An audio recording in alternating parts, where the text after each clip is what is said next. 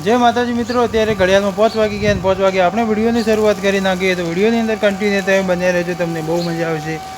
Like, comment, share, subscribe કરવાનું ભૂલતા ના. તો ગઈશ 4 વાગે પોણી આવતું હતું, એવું અત્યારે 5 વાગે પોણી આવ્યું, કારણ કે પોણી અત્યારે 1 કલાક લેટ આવ્યું છે. તો આપણે આ બાજુ પોણીની મોટર હવે ચાલુ કરી દીધી છે ફાઇનલી. અને પેલી બાજુ આપણે ગાયો આવી હતી, તો હું જો તો ગાયો કાઢવા આવી ગયો. અને આ બાજુ અહીંયા મોટરમાંથી પાણી નીકળે છે, કારણ કે મોટર થોડી બગડી હતી અને આપણે જાતે રિપેરિંગ કરી એટલે બરાબર ફિટિંગ થઈ નહીં. એના હિસાબથી પાણી નીકળે છે મોટરમાંથી. એ એટલું બધું પાણી અડધો કલાક આપણે જાતે રિપેરિંગ કરી એટલે સરસ મજાની રિપેરિંગ તો થઈ જ ગઈ ઓલરેડી. પણ આપણે અડધો કલાક ચાલુ છે અને અડધો કલાક બંધ રાખવી પડે, ગરમ થઈ જાય છે. ચારે બાજુ સરસ મજાના વાદળ કર્યા છે, ગરમી બહુ પડે, વરસાદ આવતો નહીં. ના બાજુ આપણે મેડમે પાણી છોટવાનું ચાલુ કરી નાખ્યું. 4 વાગે પાણી આવે કે 5 વાગે પાણી આવે કે તારો 6 વાગે પાણી આવે, પાણી છોટવાનું કામકાજ ચાલુ છે ભાઈ. ધમધોકાર આ બાજુ આપણે એના કરતાં પાણી છોટે એના કરતાં એક બાજુ અસલ નાળી લગાવીને મૂકી દે તો જેવો સરસ મજાનો ગારો થાય, તો 2-3 દિવસ સુધી આપણે પાણી છોટવું ના પડે. તો વિડીયોની અંદર તમે કન્ટિન્યુ તમે બનાવી રહેજો, તમને બહુ મજા આવશે. લાઈક, કોમેન્ટ, શેર, સબસ્ક્રાઈબ કરવાનું ભૂલતા ના. તો ફાઇનલી ગાઈસ, આપણે જેટલું પાણી છોટવાનું હતું એટલું બધું મેડમે આપણે પાણી છોટી દીધું છે. અને હવે ઘડિયાળમાં 6:30 વાગી ગયા છે, 6:45 થઈ ગઈ. અને હવે આપણે મેડમે જમવાનું બનાવવાનું ચાલુ કરી નાખ્યું. તો આજે બનાવવાનું તો આપણે દહીંનું રાયતું. તો મેં કીધું આપણે હોટલમાંથી વેચાતું લઈ દઈએ, 100 રૂપિયાનું મળે છે. પણ કે ના, આપણે વેચાતું નથી લાવવાનું. હું તમને ફર્સ્ટ ક્લાસ જેવું હોટલ જેવું આવે ને એવું જ હું તમને દહીંનું રાયતું બનાવી અને બાજરીના રોટલા અને દહીંનું રાયતું હું તમને હોટલ જેવો જ સ્વાદ આપીશ, બનાવીને આપું. તો તમારે હોટલમાંથી લાવવું નથી. તો આ બાજુ ખાલી ધોણા જ લાયા છે, જોઈ લો તમે. ખાલી આ ધોણા લાયા છે, ખાલી હજુ ધોણા લાયા છે, બીજું તો હજુ કોઈ લાવ્યું નહીં. બીજું હજુ અંદર લેવા જઈ છે કે ઘણું બધું નાખવું પડશે. તો આ તો ખાલી ચાકુ એકલું લઈને આવે ને, ધોણા મરચાં, અને કે આપણે જેવું હોટલમાં બનાવે ને એવું જ કે હું તમને બનાવીને આપું. તો આજે આપણે હવે ચેક કરીએ કે હોટલ જેવો સ્વાદ ઘરમાં દહીંનું રાયતુંનું આવે કે નથી આવતો. તો બધું આપણે તૈયાર કરી દીધું છે. અને આના અંદર છે એક ચોકલેટ. તાર ખાવી નહીં ચોકલેટ? ખાવી છે ખાઈ જો. તો ગાઈસ, આની અંદરથી આપણે ચોકલેટ મળી જઈએ. આપણે ચોકલેટ ખાઈ લઈએ, જોરદાર હે. હવે ધોણાન બધું કાપવાનું ચાલુ છે. હવે સાબલું લાવી દીધું છે. અંદર એક ટમાટું નાખી દેજે દહીંના રાયતાની અંદર, મજા આવશે. શું કહો તારો?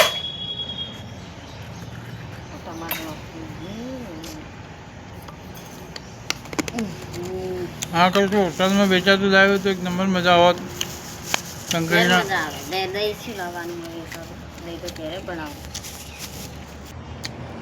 જલજીરાવાળી ચોકલેટ બહુ ખાટી હતી, દોતા ભૈયા. તો દહીંનું રાયતું બનાવવાનું ચાલુ છે.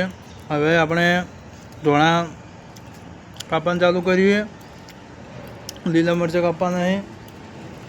તો વિડીયોની અંદર કન્ટિન્યુ તમે બનાવી રહેજો. લાઈક, કોમેન્ટ, શેર, સબસ્ક્રાઈબ કરવાનું ભૂલતા ના.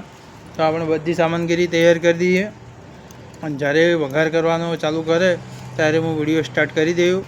તો લાઈક, કોમેન્ટ, શેર, સબસ્ક્રાઈબ કરવાનું તમે પણ ભૂલતા ના. ફાઇનલી ગાઈસ, આપણે બધું તૈયાર થઈ ગયું છે. જે મેડમને કાપવાનું હતું બધું એને કાપી નાખ્યું. આપણે લીલા ધોણા, લીલા મરચાં. હવે આ બાજુ આપણે વઘાર કરવાનું ચાલુ કરી નાખીએ. જોઈ લો, મેં એને ગેસ ઉપર બનાવવાનું કીધું હતું, પણ કે ના, આપણે કે દહીંનું રાયતું ચૂલા ઉપર બનાવો અને બાજરીના રોટલા ચૂલા ઉપર જ બનાવવા પડશે. એટલે આટલું આપણે રસોડું બધું આપણે ચૂલા ઉપર બનાવીએ તો જમવામાં બહુ મજા આવશે. કે કીધું વધો નહીં. આ બાજુ જોઈ લો, અંદર જીરું નાખીએ, રહી નાખી છે અને એ બધું તપ્પા મૂકી દીધું છે. મરચું મીઠો મસાલો બધું લીલા ધોળા મરચાં કાપ્યા હતા એની અંદર નાખવાનું ચાલુ છે. અને પછી એવું લાગે કે આપણે જ્યારે આ તેલ ગરમ થઈ જાય ને ત્યારે એની અંદર નાખી દઈશું. નાખી દો હવે કાંઈ ફટાફટ એ ચાલુ હળદર ને મીઠું બીજું કોઈ નાખ્યું નહીં અને જીરું અને તપેલું પણ ઉલળી ગયું. તપેલું એમ કહે છે કે પૂરો મસાલો જેમ નાનો છો. હળદર ને મીઠું જ નાખ્યું પૂરો મસાલો જેમ નાનો છો. તો હવે આ ચમચો ગરમ ન થઈ જાય. વાટકાની અંદર સરસ મજાનું મરચું કાઢ્યું. શીખું મરચું નહીં, શીખવું આપણે વધારે પેલું દાજી જાય.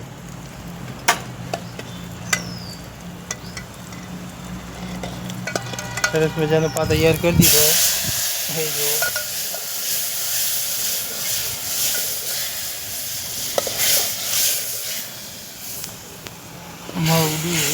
મરચું મરચાંનો બધો પાણી રેડીને પા તૈયાર કરી દીધો હોય. હવે ખાલી અંદર દહીં નાખવાનું બાકી છે. પાણી પણ થોડું નાખવું જોઈએ.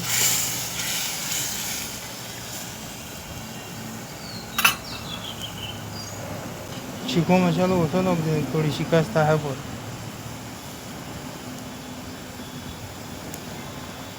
તો આજે આપણે હોટલમાંથી દહીંનું રાયતું આપણે વેચાતું લાવવાનો પ્રોગ્રામ બનાવ્યો હતો. પણ એ મેડમ કે ના, આપણે તો હું તમને ચૂલા ઉપર સરસ મજાનું દહીંનું રાયતું બનાવીને આપી દઉં. તો આ બાજુ આપણે વઘાર થઈ ગયો છે, જોઈ લો. બધો વઘાર થઈ ગયો છે ઘણું બધું. અને હવે ઢોકી દીધું એ ધોણા કાપી અને એની અંદર નાખી દેવાના. અને જે આપણે દહીંનો ડબ્બો લાવ્યો હતો 25 રૂપિયાવાળો, એ અંદર નાખી દેવાનું દહીં.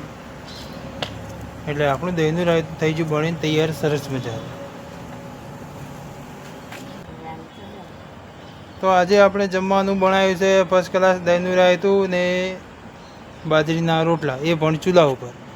તો વિડીયોની અંદર તમે કન્ટિન્યુ તમે બન્યા રહેજો ને લાઈક કોમેન્ટ શેર સબસ્ક્રાઈબ કરવાનું ભૂલતા ના. તો દહીંનું રાયતું આપણે ફર્સ્ટ ક્લાસ. હવે તો ખાલી અંદર દહીં પણ વાટકામાં કાઢી જ દીધું છે. તો તપેલાની અંદર એડ કરવાનું બાકી છે ખાલી. તો દેવતા પણ લઈ ગયો છે. તો નાખી દો હેડો. એ તો સડી જ જવાનું.